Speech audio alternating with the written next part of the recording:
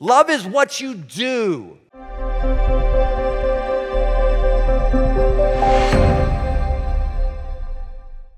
Love is what you do. Well, I would say, I don't feel like you love me. When I was more immature, I would go, what do you mean? Yes, I love you, of course. But what she's saying, what she wasn't even necessarily able to say at various times was, or put two and two together was, I wasn't acting in such a way that she felt loved. It's not like she has ESP and she can sense what my emotional feelings are towards her. It's about whether or not I'm doing things that are loving. Love doesn't insist on its own way. Person you're married to, do you insist on your own way? Do you insist on your way to the restaurant to choose that night? Do you insist on your way in terms of what furnishings to buy for the house? Do you insist on your way in terms of what your sex life is going to look like? Do you insist on your way for where your vacation is going to be? Not irritable or resentful. Would your spouse say that you were irritable?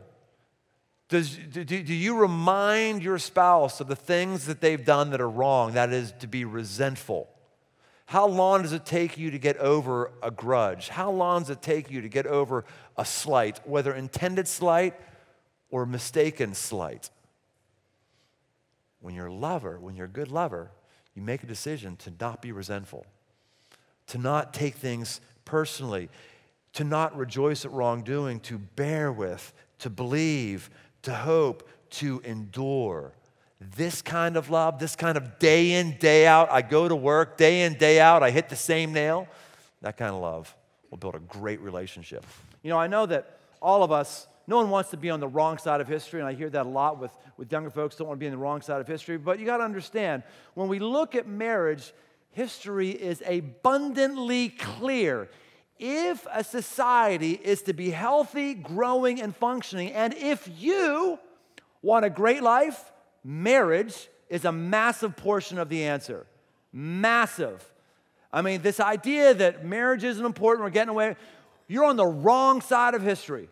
Every culture, every civilization that has started to diss marriage and put off a committed relationship forever and have children in the context of that has brought havoc and wreaking of all kinds of pain on the culture. Love your wife as Christ loved the church. That's how Jesus loved us. He didn't have emotional feelings towards us. That's not what he did. He physically laid down his life. This verse is telling us as men to lay down our life for our wife, that we are a distant second. Our welfare is a distant second to her. If your wife believes that you believe that your welfare is a distant second and her safety, her security, her value is way above that, your marriage is going to be freaking great. It's going to be great because he's loving you. He's loving you as Christ of the church. What does this mean to die for your wife? We like to think, well, yeah, I would step in front of a speeding bullet. Well, fortunately or unfortunately, for some of us, you're never going to have a speeding bullet coming your way. That is not going to happen. You're not going to have the opportunity to literally die for your wife physically, in all likelihood. But can't you take out the garbage and put the bag in the can when you do? Can't you do that? That's loving your wife, laying down. Can't you lay down your life? If you're willing to take a speeding bullet, but you're not going to take a speeding bullet, can't you just be okay with losing an argument and not having the last word? Marie and I will celebrate 14 years of marriage in June. We made it! 2 times the 7-year itch, right? We made it! And yet, there are some nasty habits that I've had for 14 years that need to go away. They need to be burned off, and they need to be refined. And one of them is how I approach conflict with my wife.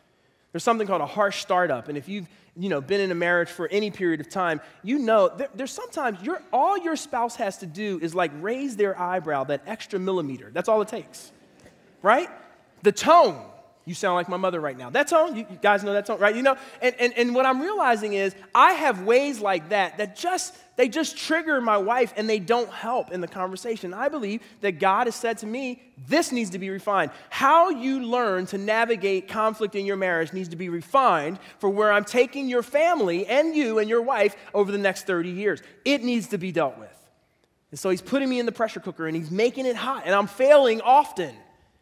as he helps me to see this needs to go. This needs to be refined.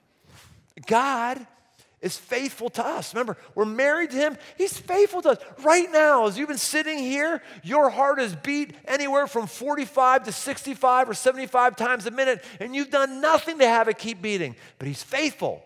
It just keeps beating. Right now, none of us are dying of starvation. Why? Because he is faithful. We all can point to things that God has done and blessed us with. Why? Because he's faithful. He's a faithful spouse to us. And we have to have that same attitude towards our spouse of just being faithful. Vows at a wedding do not say, this is how I feel about you now. Vows at a wedding are not when we say, okay, now that I heard you vow that to me, okay, then I'll do it too. It is, I'm 100% in now regardless of what you do. And I have us remember that. Stop keeping score of who changes the sheets or who's doing this or who's bringing in the money or who's doing that. Stop keeping contracts. It's between you and God, 100% between you and God. Why? Because God's 100% in on you even though you're not in 100% on him. He's in 100% on us. And your joy in your marriage, your satisfaction in marriage will be directly proportional to your commitment. And it may not happen in a week, a month. It might not even happen in a year. But keep your vow. Don't keep score.